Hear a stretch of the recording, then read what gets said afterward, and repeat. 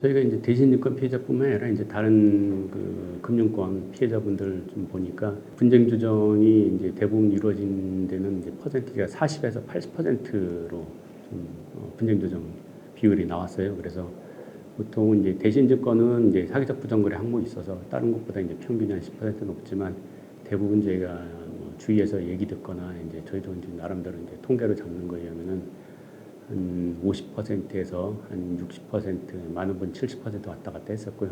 대신증권은 이제 그거보다 좀 높아서 50에서 한 80%그 사이의 비율로 좀 분쟁 조정 결과를 받아왔는데 그 분쟁 조정 그 비율 정하는 것 자체도 금감원이 40에서 80을 정해줄 뿐이지 그리고 이제 대표적 사례로 샘플로 한두 분 해가지고 뭐 가장 좀 많이 받으실 것 같은 분, 뭐 70에서 80 나오시는 분 한두 분 그렇게 사례를 할 뿐이지 실제 이제 개별 분쟁 조정 들어가면은 금융사가 일방적으로 정해주는 걸 받아들일 수밖에 없는 상황입니다. 그래서 많은 분들이 이제 금융사가 일방적으로 정해주는 거에 대해서 이제 항의를 해도 금감원에서 이제 더 이상 뭐 본인들은 행정지도하기 어렵다라는 입장이었고 대신증권이나 뭐 다른 은행도 뭐 받아들이지 않고 뭐 자기들도 뭐 재조정하기는 어렵다 이런 상황이었으니까 대부분 그냥 금융사에서 일방적으로 정해주는 대로 일단 받았고.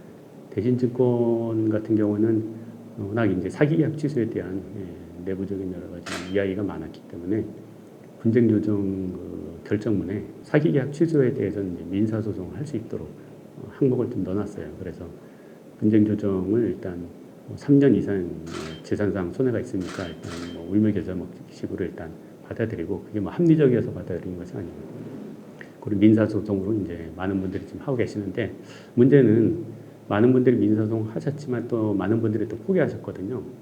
그러니까 너무 이제 여러 가지 이제 변호사를 이제 구해서 다시 지루한 민사소송을 진행하고 그다음에 그 과정에서 어떤 정신적 그다음에 뭐 아직도 이제 사회생활 하시는 분들은 이제 여러 가지 사업적 피해 그다음에 퇴직하신 분들은 이제 정신적으로 어떤 노이로제 같은 거 걸리신 분들이 많아서 그래서 포기하신 분들도 많아서 금감원이 애초에 분쟁조정 때 좀 약속했던 대로 새로운 수사 결과나 재판 결과 있으면은 다시 계약 취소를 검토해 주겠다라는 약속을 지켜주시면은 지금 소송에 뭐 여러 가지 어려움으로 들어가지 못한 분들 그분들에게는 좀 많은 도움이 될 수 있지 않나 이렇게 생각하고 있습니다.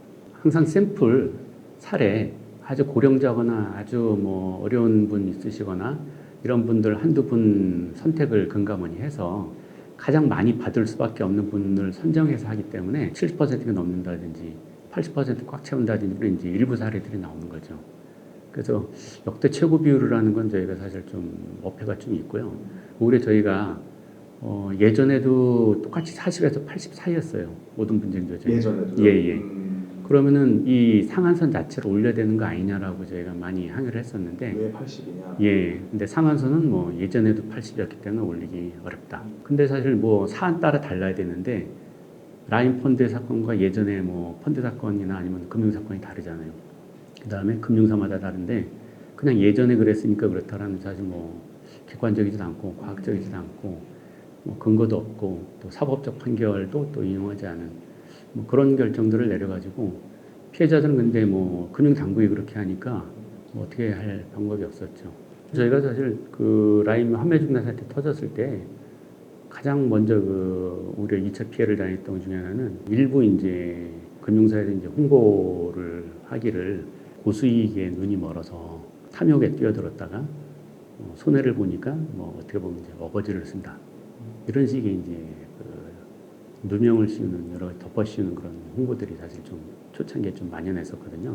판매사 홍보 판매사 이제 예, 그렇죠. 이제 언론사나 여러 가지 뭐 다른 이제 뭐 쪽에다가 이분들은 사실 이제 그 고수익을 올리려고 좀 탐욕스럽게 투자를 하셨다가 손해가 나니까 금융사에다가 이제 오히려 덮어씌우고 어거지를 부린다라고 해서 저희가 이제 그렇지 않다라는 이제 증거 자료들을 모으려고 이제 한 100분, 200분, 300분이 모여서 하나하나 증거를 모아서 이제 언론에도 그렇지 않다. 그다음에 금감원 검찰, 또 여러 이제 국회, 하여간 뭐 거의 뭐 생업을 뭐 거의 일부 이제 운영위원들이 이제 포기하다시피 하고 아니면 이제 고령자분들은 사실 좀 건강이 안 좋으신데도 계속 이제 같이 활동하시면서 일단 그게 아니다 이제 진실과 사실을 알리는 이게 사기다. 조직적으로 이루어진 사기다라는 걸 알리기 위한 그런 활동들이 사실은 초창기에 정말 힘들었었고요. 두 번째는 이제 금감원이든 뭐 여러 가지 형사소송이든 민사소송이든 하려면 저희가 이제 뭐 법조계의 도움을 받아야 되는데 일단 큰 로펌들은 아예 뭐 저를 받아주질 않고요. 왜 거절을 왜냐면 이제 금융사들이 다 고객들이잖아요.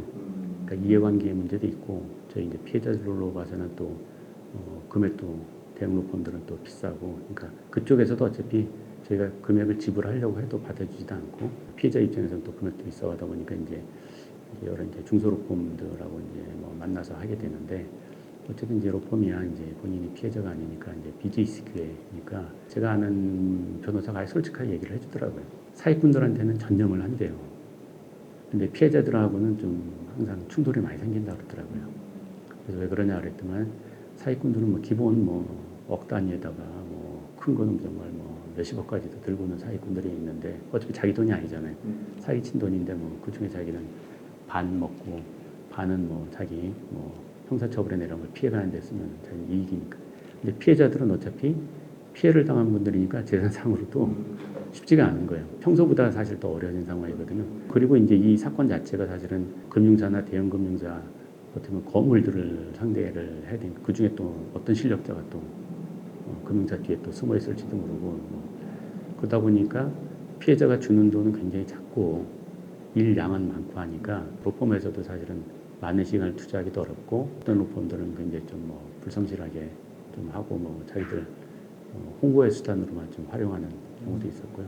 사실은 저희가 19년 7월 23일인가요? 그 라인펀드 기사가 나왔을 때 뭐 물론 우리 이제 경제 기사도 잘 안 보지만 좀 그걸 또 본 분이 계셔서 8월에도 기사가 좀 한두 번 나왔고 해서 좀 뭐 수근수근 뭐 여러 가지 이제 소문들이 돌아서 문제인 거 아니냐? 예, 좀 그 사실 뭐 문제를 떠나서 저희는 사실 은행 예금보다 안전하다라고 들어갔으니까 은행 예금 수준에서 저희는 생각해서 소문 나는 것 자체에 대해서 저희는 이제 거부감을 가지고 이익률 이런 거는 전혀 관심이 없었고 그때 좀 찾아야 되는 거 아니냐 이제 저희가 이제 좀 상담을 했더만 오히려 그 19년도 8월 9일부터 14일까지 중간에 이제 휴일 꼈었고요. 네 차례 반포 더블센터에서 공식 설명회를 열어서 판매하지 말아라. 아무 문제 없고 지금 거짓 기사고 금감원에서 다 처리를 할 거다. 네, 그런 설명이 있었고 그때 PB들도 어차피 그때 같이 다 같이 있었고요. 그래서 뭐 그때 8월에 이제 판매 시점을 저희는 놓쳤죠. 그 다음에 19년 10월 2일에는 그래도 저희가 도저히 이제는 자꾸 이제 이상한 기사가 이제 막 10월 달에 9월 말에 막 나오니까 저희가 아예 찾겠다라고 해서 원래 대신증권을 통해서 저희가 판매 청구를 하게 돼 있거든요. 전산 시스템 그쪽 시스템 통하게 돼 있기 때문에 그리고 이제 주식이야 이제 우리가 앱이나 뭐 PC에서 할 수 있지만 이상하게 펀드는 판매사를 통해서만 하게끔 돼 있어요. 왜 그렇게 해놨는지 모르겠는데 그래서 저희가 이제 뭐 개인적으로는 판매 청구를 할 수 없으니까 대신증권 창구에다가 요청을 했고 이제 개인 비밀번호를 다 넣게 돼 있어요. 넣어서 판매 청구가 완료가 됐는데 10월 4일 날 갑자기 판매 청구 자체가 취소가 됐다고 하는 거예요. 그러니까 판매 거절이 아니고 그러니까 예, 판매 청구가 취소가 됐다는 거예요. 그건 원래 본인만 하시는 거 아니에요? 그렇죠. 그것도 취소도 비밀번호 해야 되는데 네. 대신증권 했는데 네. 금감원에서 이거는 이제 특정 고객사에 대한 어떤 뭐 불공평한 수혜다라고 해서 취소하라고 했다고 해서 취소를 한 거예요, 그러면. 근데 원래 그 판매사에서 임의로 취소할 수 있나요? 근데? 불법이죠. 그래서 나중에 금감원 징계까지 받았어요. 전자금융거래법 위반으로. 그러니까 판매 청구를 할 수가 있고 판매 거절을 할 수가 있거든요. 거절하면 이제 10월 10일처럼 그냥 판매 연기 중지를 해가지고 선언을 하면 되는 거예요. 법적으로 다 그런 절차가 있어서 그러면 라임에서 예를 들어서 돈이 없다든지 대신증권만 줄 수 없다든지 그러면 라임에서 그냥 판매 거절을 하면 되는데 라임에 그렇죠. 그러면 법적으로 원래 다 할 수 있게 돼 있어요. 근데 환매 청구 자체를 취소로 들린 거, 청구 취소. 그러니까 대신증권은 자꾸 환매 취소라 그래서 말을 애매하게 하는데 환매 대급을 주는 걸 취소한 거냐, 대급을 주는 걸 취소한 거냐, 환매 청구를 취소한 거냐 완전 다르거든요. 우리가 은행에 가서 사실은 돈을 달라고 청구를 했을 때 은행 직원이 그 청구서를 찢으면 안 되잖아요. 그렇죠. 뭐 금고를 받는데 금고에서 돈이 없어서 못 주겠으면 난 오케이. 예, 그런 일이 하여간 황당한 일이 발생했는데 이번에 웃긴 게 예를 들어 이렇게 일반인들은 이런 일을 당하고 있었어요. 돈은 라임에서 꺼내주는 거거든요. 그럼 라임까지 다시 같이 동의가 돼야 되는 거거든요. 그럼 미래 에셋의 어떤 뭐 선관 의무, 본인들은 사실 뭐 예를 들어서 펀드가 몇 개 있었는지 모르겠습니다만 뭐 백번 양보해서 딱 그 마티니 사오라는 펀드 하나하고 16명이 개방형으로서는 뭐 온리 하나 있던 유일한 펀드였다고 쳐도 미래 에셋이 그렇게 본인들은 고객을 위하는 마음에서 하려고 했다고 해도 그럼 라임은 이미 금감 원장 얘기도 그렇지만은 사실 대신증권의 그 장영준 뭐 녹취록에도 보면 이미 7월부터 바닥이었었다고 하거든요. 그럼 라임 입장에서 보면 사실은 여기다 돈을 돌려주면 안 되는 입장이거든요.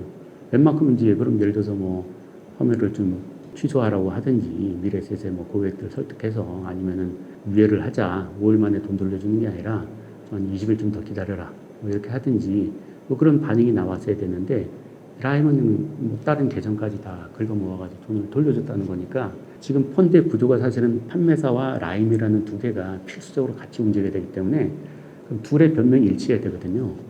근데 미래 에셋의 변명만으로 사실은 받아들일 수가 없는 상황이죠. 그러니까 지금 둘 다 얘기가 일치해야 되는데 지금 그럼 라임도 그러면은 선관위에 의해서 고객이 돈 돌려달라 그러니까 이건 눈에 보이는 돈 하여간 뭐 금고까지 다 잃어가지고 줬다.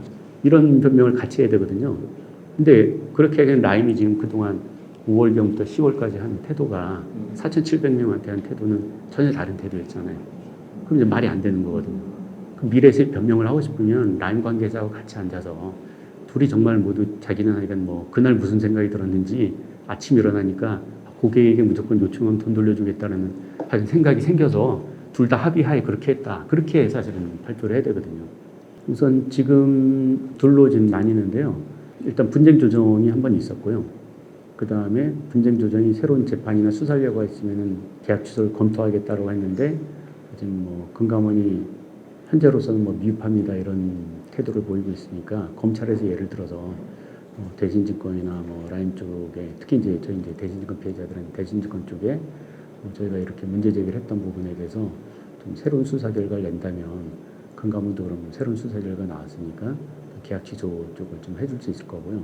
또 하나 이제 민사소송 들어가신 분들이 한 100분 정도 되시니까 대신증권에 대한 어떤 새로운 수사 결과가 나온다면 민사소송에 있어서 뭐 여러 가지 좀 다툼이나 논쟁 같은 게 굉장히 좀 줄어들 수 있거든요. 그럼 민사소송도 사실은 앞에 먼저 하신 분은 거의 뭐 한 2, 3년 끌고 왔는데 뒤에 한 분들도 사실은 앞에 한 분 선례가 있다 쳐도 또 한 뭐 2, 3년 갈 가능성도 있거든요. 대법까지 생각하면 뭐 더 길어지거든요.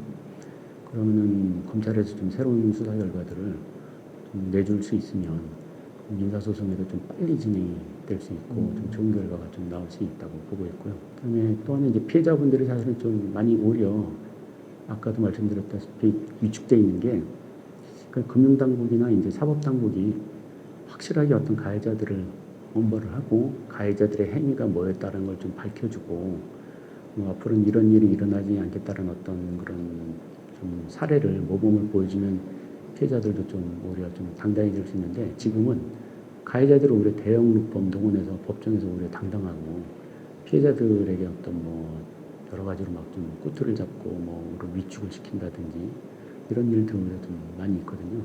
그래서 현재는 아직은 좀 뭔가 좀 제대로 좀 바로 서지 못하는 부분들이 있는데 검찰 그다음에 사실 금감원도 아직은 좀 할 일이 좀 많은 것 같고요. 보면은.